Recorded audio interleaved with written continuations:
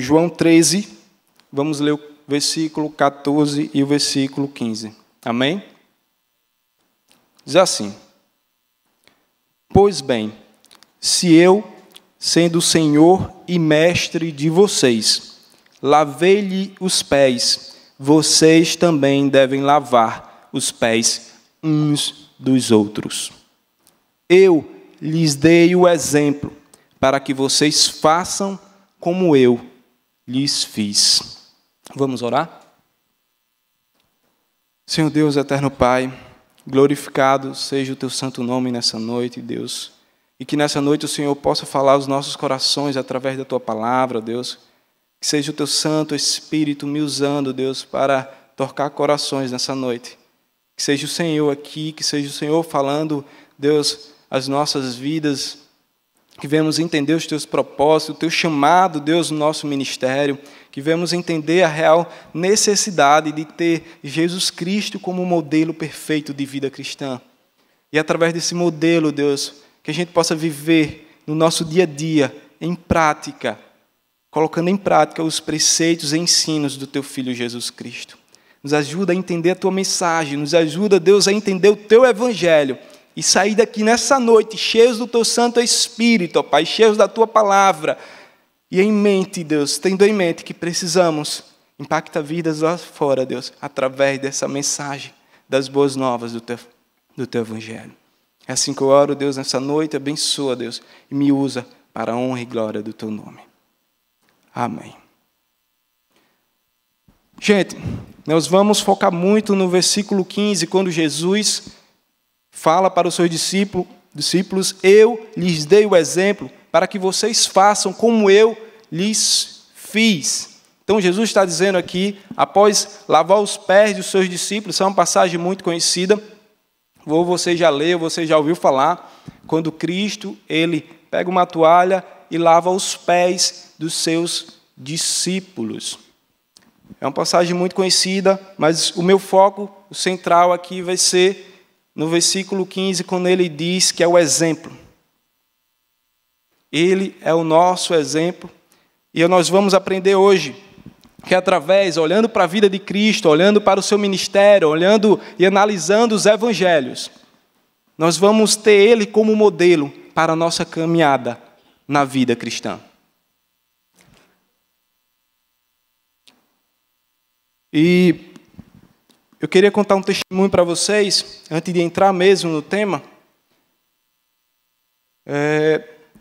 É importante falar para mim sobre isso, sobre esse tema, sobre evangelismo, sobre discipulado, porque eu começo a refletir sobre a minha conversão, sobre a minha vida.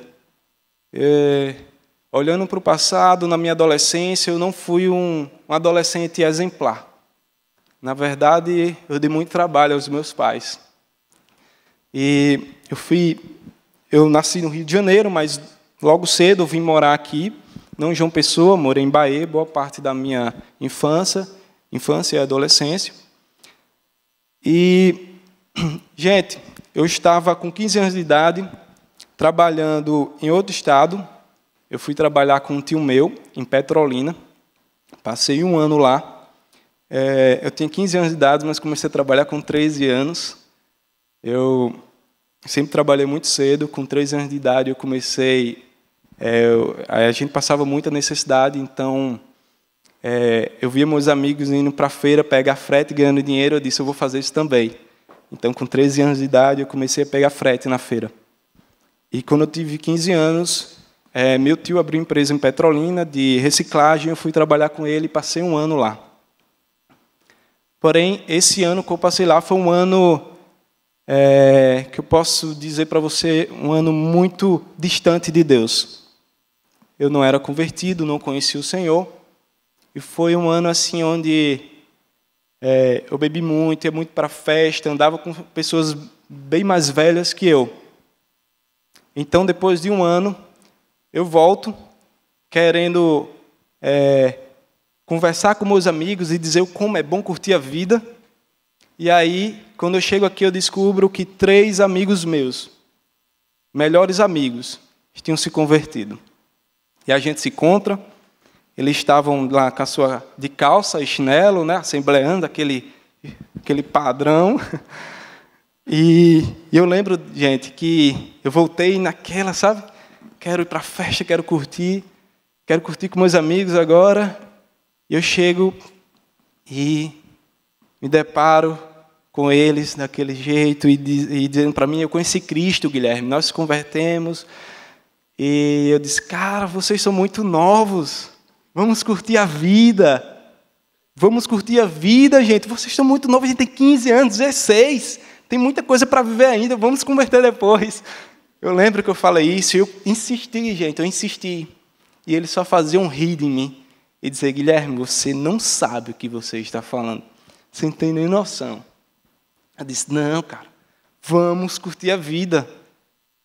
Olha só um monte de menina por aí, bebê, festa. E não consegui convencer eles, de forma alguma.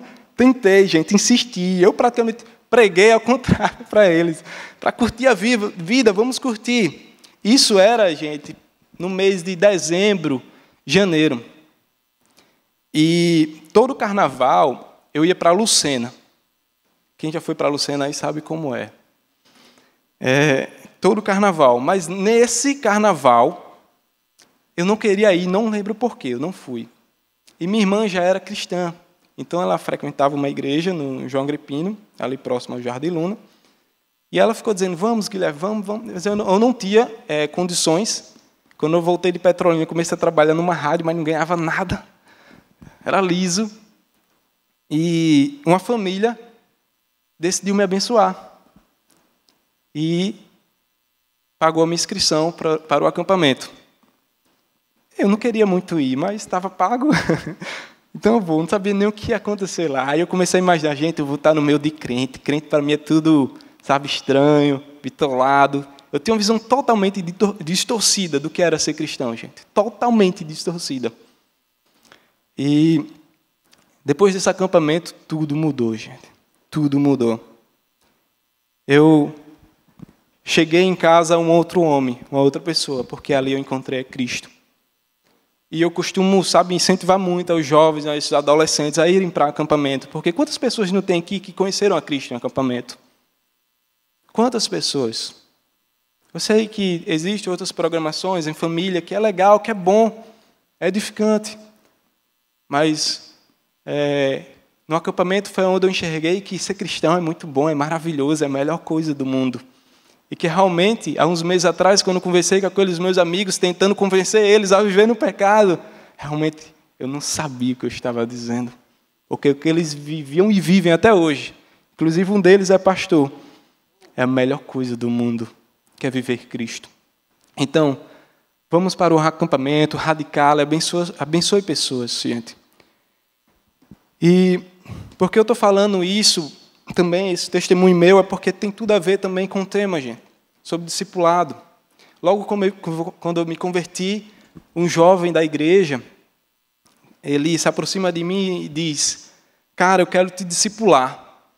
E eu não sabia nem que do nada era isso, não fazia ideia do que era discipulado, mas eu disse, tudo bem, meu irmão, bora, não sei nem o que é. E mesmo sem saber, eu fui bem resistente no início, os estudos, aquele negócio, mas uma coisa que eu vou tentar conversar com vocês hoje à noite é que discipulado vai muito além de um estudo semanal, gente. Discipulado é vida na vida, sabe? É contato, é relacionamento, é você andar com a pessoa mesmo ao lado, caminhar junto, sofrer junto, chorar junto, orar junto. Eu tive essa experiência maravilhosa na minha vida. Eu não sei se você já foi discipulado aqui, ou já discipulou alguém, mas, gente, é maravilhoso. E o meu tema é a importância de ter modelos saudáveis para a sua vida. E com esse cara a gente fez muitas coisas. Ele me influenciou muito na minha caminhada. A gente entrou no seminário junto, a gente estudou teologia junto, a gente foi para projetos missionários junto, a gente já fundou a igreja junto, a gente fundou um projeto no São José chamado Projeto Atitude em 2009, que até hoje existe. Eu saí do projeto, mas continuo abençoando vidas. E isso é discipulado. Através da vida dele, eu conseguia ver como era o relacionamento dele com seus pais. Eu via ele orando, eu orando por ele orando por mim, e a gente caminhava junto. E é isso que a gente vai conversar hoje, gente, sobre o que é de fato discipulado, o que é de fato ser acompanhado. E vamos olhar um pouco para a vida de Cristo e entender através do seu ministério o que é abençoar pessoas, o que é cuidar de pessoas de fato. E falando desse tema, gente, eu queria falar da importância de termos uma figura de um líder, de um pastor, de um mentor, de um discipulador para as nossas vidas. E por que eu falo isso?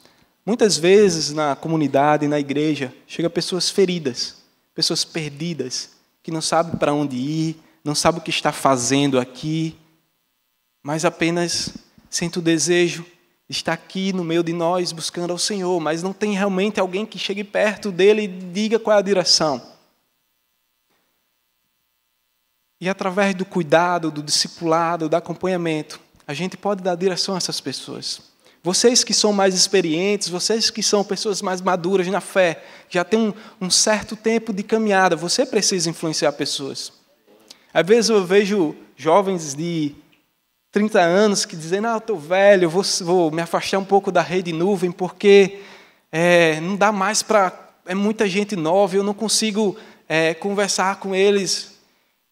E essas coisas, eu digo, cara, você é experiente, você precisa, na verdade, colar nessa galera nova e dizer para eles, cara, por aqui não, por aqui. Cara, abençoe, você que é mais velho, você que é mais experiente, mais maduro na fé, abençoe aqueles novos na fé. Você precisa abençoar vidas. E por que falar disso? Porque justamente muitas vezes chegam pessoas feridas aqui, pessoas que nunca tiveram um referencial dentro de casa, nunca tiveram um pai como referência, uma mãe, um pai na fé, uma mãe na fé, um líder, um mentor. Nunca. Essas pessoas chegam aqui e passam anos, anos e anos dentro da comunidade, no nosso meio, perdidas, precisando de um mentoreio, de um cuidado. E a gente não consegue olhar para eles apenas olhando para si mesmo, não conseguimos enxergar essa necessidade. Pessoas que viveram caos e vivem caos dentro de casa, sem referencial, sem modelo de vida algum. E hoje a gente vai tentar responder algumas perguntas. Como remoldar e curar as feridas que marcaram o nosso passado? Como deixar de encarar o passado como um presente? Isso precisa ser cuidado, gente. Como deixar de encarar o passado como um presente? Eu queria dizer para você que o que acontece com você hoje, ou o que aconteceu, serve como uma oportunidade para você crescer, ou como um obstáculo para te ferir. E aí você precisa escolher. Se as dificuldades que você passou, se as feridas que você tem do passado, elas hoje pode ser apenas uma oportunidade para você crescer no Senhor, para você amadurecer na fé. Ou pode ser um obstáculo para te ferir e para você sentir pena de si mesmo e não caminhar adiante, não olhar para frente, apenas para trás, fazendo do seu passado o presente. Mas não é isso que Deus quer para a tua vida. Porque as coisas velhas se passaram, eis que tudo se fez novo. Então viva o novo de Deus para a tua vida. Deixa o passado para trás. Também vamos tentar responder a seguinte pergunta: como se tornar cristãos relevantes em nossa cultura? Como ser relevante em um mundo que vive em pecado, onde pessoas matam outras por besteira, gente. Sei quem ouviu falar aqui do acontecido de ontem, e eu estava trabalhando aqui na escola, quem não sabe, eu trabalho aqui na Cidade Viva. Eu estava na minha sala e de repente vejo todo mundo correndo. Aí eu, curioso, como sempre, fui lá para a esquina e vejo as pessoas pegando o cara, colocando no táxi, levando para o hospital. E eu começo a escutar, foi por causa disso, foi por causa disso. Eu olhei nas câmeras e vi o acontecido, eu disse, caramba, aonde chegamos? Aonde chegamos?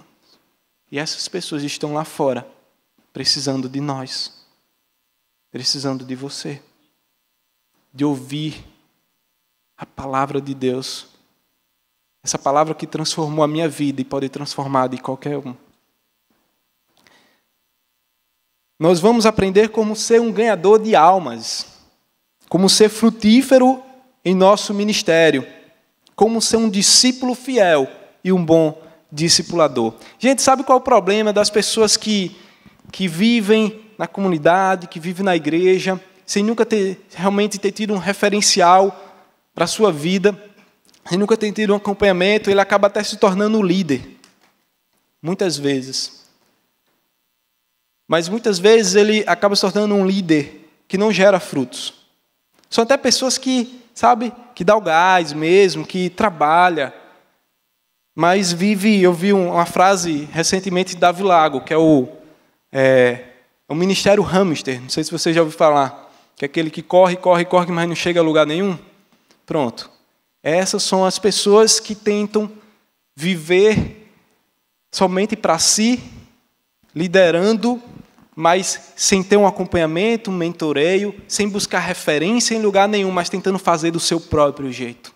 Eu quero dizer para você, se você confiar em si mesmo, nas suas próprias forças, você vai ser como um hamster, você vai correr, dar o gás, mas não vai chegar a lugar nenhum. E meu objetivo, gente, com essa mensagem é que, através dela, nossos corações estejam dispostos a aprender com Cristo, ter Ele como modelo perfeito para as nossas vidas e vivê-lo intensamente, sabe? E, através desse versículo que eu li de João, quando Cristo chega para nós e diz, assim como eu lhes fiz, fazeis vós também. Então, gente, Cristo, Ele nos influencia a viver como Ele. Coloque isso na sua mente. Cristo nos influencia a viver como Ele. Você precisa andar como Cristo andou. Se você não teve um referencial, se você não teve uma pessoa como referência na sua vida, na sua casa, olhe para Cristo. Ele é o nosso modelo perfeito. Ele é o Deus que se fez carne, um Deus que se fez carne, homem, e habitou entre nós, nos ensinando que é possível, sim, viver nesse mundo de pecado, de cabeça erguida. E eu quero trazer alguns ensinamentos que Cristo, o homem, deixou para nós através das Escrituras. Eu queria dizer aqui para vocês que Cristo nos influencia a viver como Ele, através da prática de oração. Eu não sei como anda a sua prática de oração, mas eu queria dizer, você precisa orar.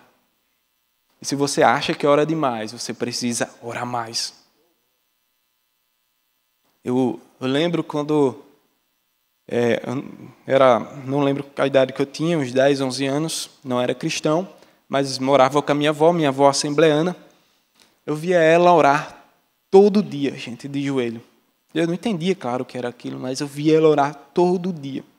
E eu lembro de um dia que eu estava muito angustiado, não lembro o que era. Muito, gente, eu estava desesperado. E eu lembrei disso hoje, na verdade. E eu lembro que a minha avó chegou para mim e orou pela minha vida. E foi a primeira vez que eu senti ali o poder da oração. Eu me acalmei de uma forma, sabe, milagrosa, que depois eu entendi que realmente foi Deus que acalmou meu coração naquela hora.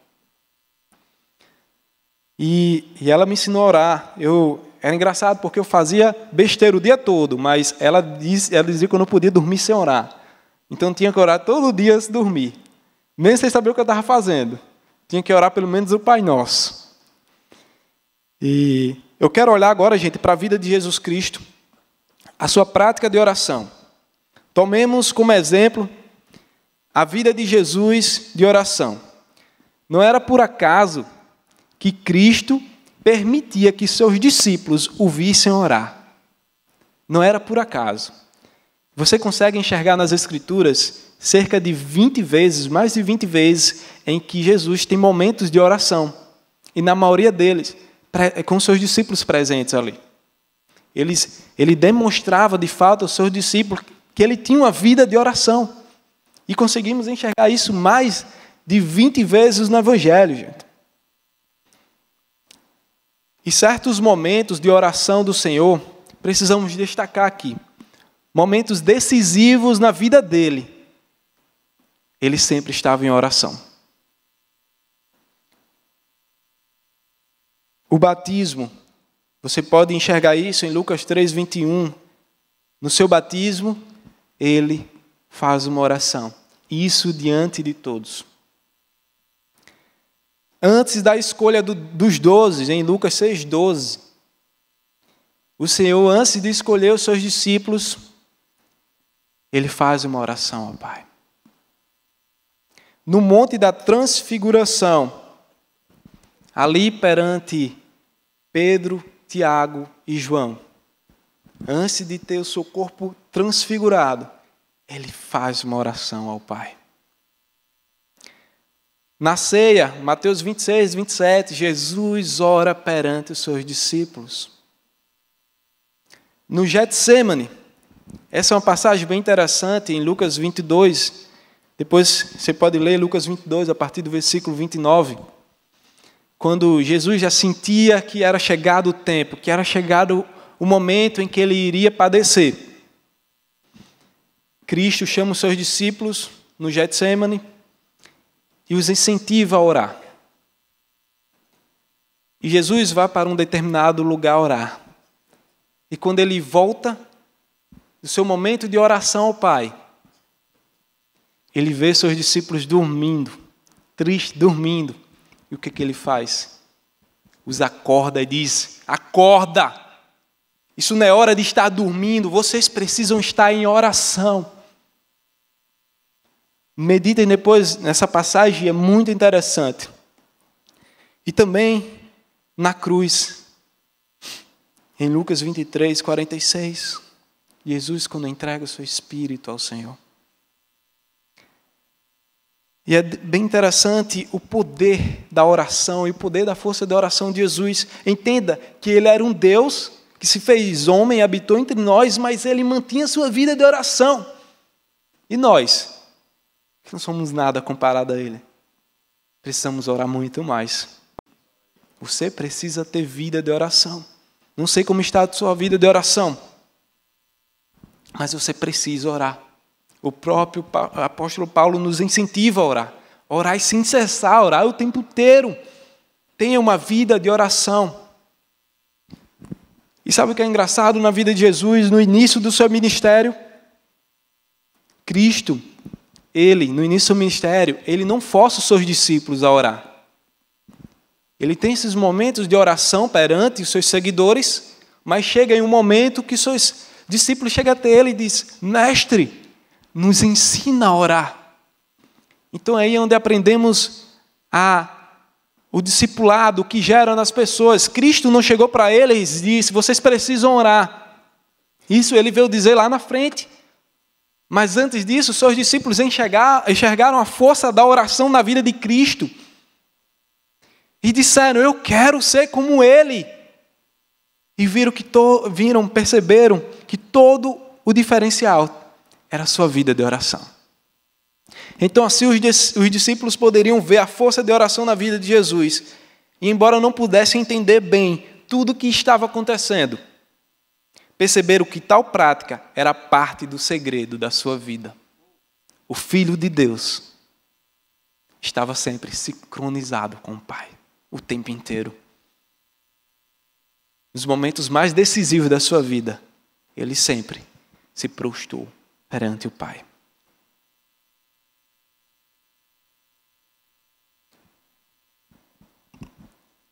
Analisando os evangelhos, também é possível notar que em momento algum Jesus os força a orar, mas os discípulos chegam até ele e perguntam: Senhor, nos ensina a orar. E aí é quando ele fala para os seus discípulos um modelo de oração, que é o Pai Nosso. O Pai Nosso, ele serve para nós como um modelo de oração, como se colocar na presença do Pai. Então Jesus deu algumas lições aos seus discípulos e, através de tudo que eles viram, através da vida de oração de Jesus Cristo, eles enxergaram que eles não iam conseguir caminhar, ter direção, sabedoria, discernimento, sem a vida de oração. Outro ponto, gente, onde vale a pena destacar, onde Cristo também nos influencia a usar as Escrituras Sagradas. E isso é evidente na vida de Jesus, no seu ministério. E isso ficou muito claro perante os seus discípulos. Cristo deixou muito claro a necessidade de conhecer as Escrituras. Isto é observado durante toda a vida devocional ele com o Pai no evangelismo, resgatando vidas. Jesus sempre falava das Escrituras para os seus seguidores, e a importância da mesma. É possível, gente, você enxergar nos evangelhos cerca de 66 menções do Antigo Testamento, nos diálogos de Jesus e os seus discípulos. Ele citou cerca de 66 vezes. Isso é o que a gente consegue analisar aqui nas Escrituras, e com certeza foi muito mais que isso. Fora as alusões que ele faz ao Antigo Testamento. E o que é interessante é que ele não só conhecia as Escrituras, mas ele citava de cor. E aí a importância, gente, de decorarmos passagens. A importância de ter a palavra do Senhor em nosso coração, em nossa mente. Você precisa entender o poder da palavra de Deus. Eu admiro muito quem lê demais, sabe? Eu gosto de ler também. E ler livros de vários autores, isso é muito bom e edifica. Mas precisamos entender que a leitura da palavra é o que gera vida, é o que transforma, é o que edifica. É através das Escrituras Sagradas que Deus fala conosco, que Deus nos dá a direção. É através da oração e da leitura das Escrituras que a gente consegue entender realmente o que é o Evangelho e o seu poder. É através das Escrituras que a gente conhece o ministério de Cristo, que a gente consegue enxergar o modelo que Ele é para as nossas vidas. E uma vez, quando eu falei aqui, eu citei a W. Tozer, é uma passagem muito conhecida, mas é bem interessante.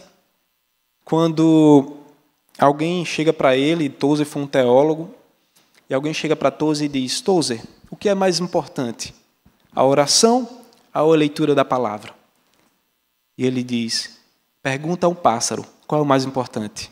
A asa da direita ou a asa da esquerda? Então, gente, oração e leitura da palavra, elas caminham juntas. A oração e leitura da palavra caminham juntos. Você não pode apenas orar, você precisa mergulhar nas Escrituras. Você precisa conhecer o poder das Escrituras Sagradas. Gente, vocês estão aqui através dessa palavra que transformou o teu coração. E se você quer continuar tendo vida com Ele, tendo vida, curar as feridas do seu coração, é somente essa palavra que pode fazer isso. É apenas o Espírito Santo de Deus, através da sua palavra. E outro ponto, gente, onde Cristo nos influencia a viver, e esse é um dos pontos principais do seu ministério, é ganhar almas para Cristo. Jesus nos influencia a viver de uma forma evangelística através do seu ministério. Através da demonstração pessoal, todos os aspectos da disciplina pessoal de Jesus foram transmitidos aos discípulos.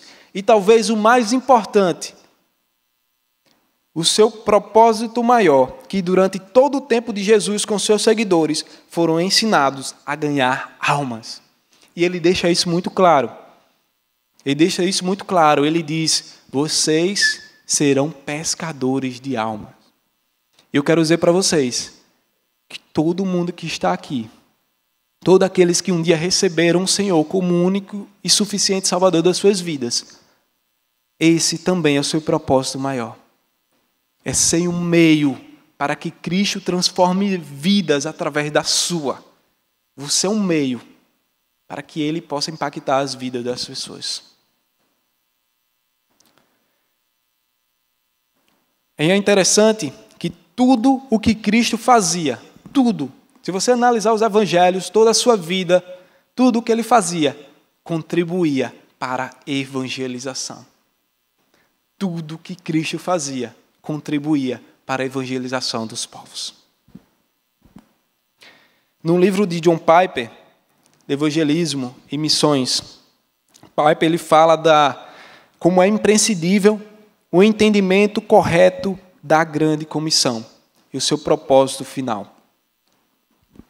Não sei se alguém aqui que nunca ouviu falar sobre a grande comissão. Você também não vai encontrar nas Escrituras esse termo. É um termo extra-bíblico. Na verdade, foi citado por William Carey. Não sei se alguém aqui já ouviu falar. Vale muito a pena, gente, conhecer a vida desse cara. Ele era um missionário. Passou cerca de 42 anos, se não me engano, na Índia. Ele, de fato, foi um grande evangelista, mas ele também apenas não era um evangelista. Ele conseguia desenvolver nas pessoas, através da palavra de Deus, olha só como ela é poderosa, desenvolver as suas habilidades, transformar famílias de fato. Ele chegou a traduzir as Escrituras para várias línguas. Até hoje, alguns países utilizam seus dicionários. Ele foi um grande missionário, William Carey. Depois, estudem mais sobre ele. É muito, muito interessante a vida dele, mas eu não tenho tempo para expor a vida dele aqui para vocês. Mas ele fala sobre o que é a grande comissão. Baseado em Mateus 28, capítulo 19. E antes de ler o texto que eu vou ler aqui para vocês, no meu trabalho aqui no MBA, eu citei uma pesquisa. O Instituto Barna é um instituto americano, e eles fizeram uma pesquisa nas igrejas nos Estados Unidos, fazendo a seguinte pergunta: você conhece, ou já ouviu falar a Grande Comissão, você sabe o que é isso? E foi interessante que apenas 51%, infelizmente, 51% dos entrevistados nunca ouviram falar do que era a Grande Comissão.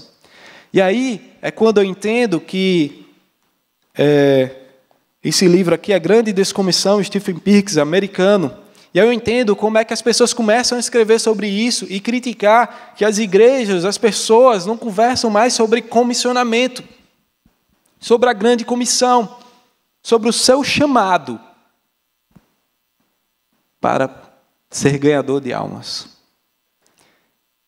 Mateus 28 é muito conhecido, gente, essa passagem, mas foi através dela que William Carey ele começou a pregar sobre a grande comissão. Diz assim: então Jesus aproximou-se deles e disse: foi-me dada toda a autoridade no céu e na terra. Portanto, vão e façam discípulos de todas as nações, batizando-os em nome do Pai, do Filho e do Espírito Santo, ensinando-os a obedecer a tudo o que eu lhes ordenei, e eu estarei sempre com vocês até o fim dos tempos. Infelizmente, algumas pessoas entendem essa passagem como um comissionamento apenas para os discípulos de Cristo, ali, para os 12. Mas deixa eu dizer para vocês, isso é uma ordem de Cristo para todos os cristãos. Cristo te chama para fazer discípulos dentre todas as nações, todos os povos, todas as etnias. Há pessoas aí precisando ouvir o Evangelho, e você precisa ir até eles. Você precisa, no seu trabalho, na sua faculdade, na sua escola, onde você estiver, no campo missionário, se você tem esse chamado, vá, pregue. Eu não sei quantos aqui têm esse chamado missionário. Mas, gente, eu quero dizer para vocês, as experiências mais maravilhosas que eu tive na presença do Senhor foram as vezes que eu passei tempo fora, pregando, plantando igreja. E é maravilhoso saber, às vezes, o lugar que você foi. Pessoas que, até hoje, estão firmes na fé. Isso é maravilhoso, gente. Certa vez eu passei por uma experiência, dos meus primeira experiência missionária. Eu fui para uma cidadezinha aqui no Rio Grande do Norte, chamada Florânia. Fui pela Junta de Missões Nacionais e a gente ia plantar uma igreja lá. Eu e mais umas 11, 12 pessoas. A gente passou 22 dias nesse lugar. Gente, e era super cansativo. Muito cansativo. Acordava muito cedo para ir pregar na rua, o dia todo pregando, discipulando. Como a gente passou muitos dias, então a gente conseguia marcar estudo com as pessoas. E tinha aquelas pessoas que eu ia na casa dela todo dia. E era maravilhoso. Mas, porém, era cansativo. Eu andava o dia todo pela manhã, o dia todo pela tarde. À noite, eu lembro de estar andando com a caixa. Eu andava daqui no Shopping Manaíra, com a caixa nas costas, para fazer culto. Eu não tocava nada de violão, gente. Até hoje eu não toco nada, mas eu tinha que tocar, porque só tinha eu que sabia alguma coisa. 3 notas, 4, sei lá. Mas, gente, eu não queria mais voltar, porque foi uma experiência maravilhosa. E vocês precisam ter experiências como essa. Vocês precisam ter experiência de abrir a sua boca e falar de Deus para as pessoas. Porque vocês são comissionados a pregar o Evangelho, a evangelizar, a fazer discípulos. E entenda que o mandamento aqui não é só o ir. Muitas vezes a gente fala, vou fazer o ir de Jesus, e a gente vai, prega e volta. Mas, gente, a ordenança aqui, no versículo, portanto, vão e façam discípulos em todas as nações, é fazer discípulos, é cuidar de pessoas, é ensinar pessoas, se relacionar com ela, vida na vida. Assim como Cristo fez com seus discípulos, tendo vida de oração, vida de leitura da palavra, ganhando almas, precisamos ser assim, ter Ele como exemplo. Precisamos ser imitadores de Cristo. E falando sobre isso, falando sobre missões, eu vou passar um vídeo aqui agora que fala um pouco da situação do mundo hoje relacionada a missões. E eu gostaria que vocês prestassem bem atenção a esse vídeo. E eu ainda tenho um dado onde diz que o cristão ele doa menos que o valor de uma Coca-Cola para missões por ano. Isso por ano. E eu pergunto para vocês têm se preocupado com vidas de fato? Ou você só tem se preocupado consigo mesmo? Você tem se preocupado em cuidar de pessoas?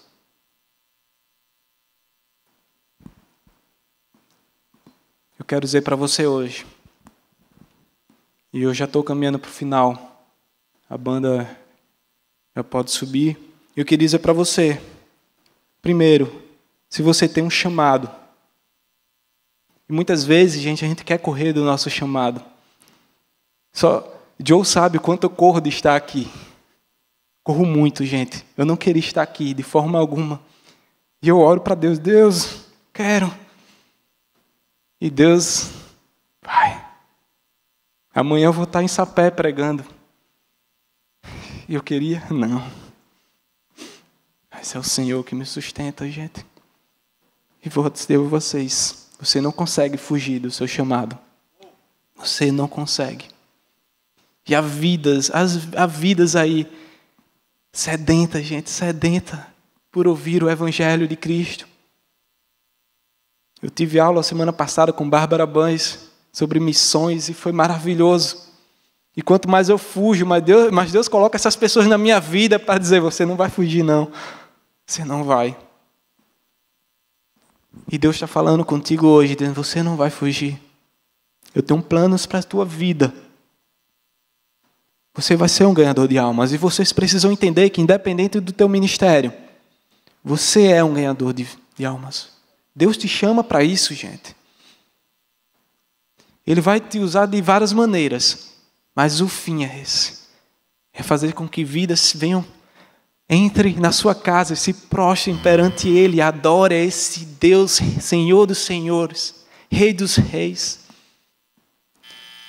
Eu falei aqui da minha conversão, que foi no acampamento, gente, foi muito interessante, porque eu chego em um ambiente onde eu não conhecia quase ninguém, onde minha vida era só pensar em bebida e festa, e eu chego em um lugar onde as pessoas estão falando sobre estudar. Eu não queria saber nada de estudo. Onde as pessoas tinham um pensamento totalmente diferente do meu, e eu disse: Deus, o que eu estou fazendo aqui? Mas eu lembro do momento da minha conversão. O pregador, no momento do culto, lá no acampamento, e o pastor que estava pregando começa a falar sobre a mensagem da cruz. E eu confesso a vocês que antes disso eu já tinha visto vários filmes da Paixão de Cristo, mas eu nunca entendi. Nunca. Mas aí, aquele pastor começa a falar que Cristo tinha morrido por mim, para me resgatar, para transformar a minha vida e para que eu pudesse ter vida e vida em abundância. E quando eu entendi aquela mensagem, eu disse: caramba, esse cara fez tudo isso por mim, o que eu estou fazendo por ele. Há poucos meses atrás desse acontecimento, eu estava tentando insistir nos meus amigos para que continuassem na vida de pecado. E meses depois, Deus transforma a minha vida. E hoje estou aqui, pregando para vocês, fazendo algo que eu nunca imaginei. Porque Deus, Ele tem planos para a tua vida que tu nem pode imaginar. Você não faz ideia do que Ele tem para a sua vida. Só basta você se dispor, só basta você buscá-lo e entender: Deus, qual é o teu propósito para a minha vida, quais os teus planos, para onde eu devo ir. Coloca pessoas na minha vida que sejam modelo, referência, que me dê o caminho, que me direcione. Eu quero dizer para você que está perdido aqui nessa noite, tem pessoas aqui que podem te ajudar. Há líderes de conexão aqui, há pastores na nossa igreja. Você não está só.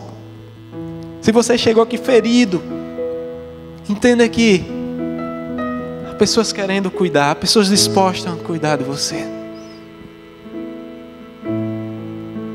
E muito mais que isso, o Espírito Santo de Deus se faz presente em nosso meio e Ele quer curar suas feridas.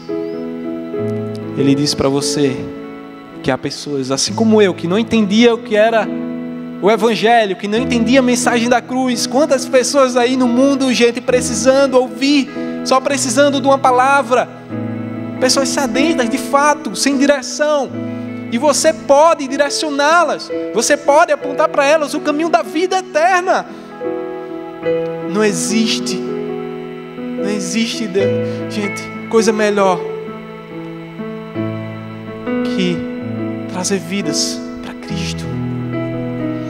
Porque o melhor lugar para estar é aqui.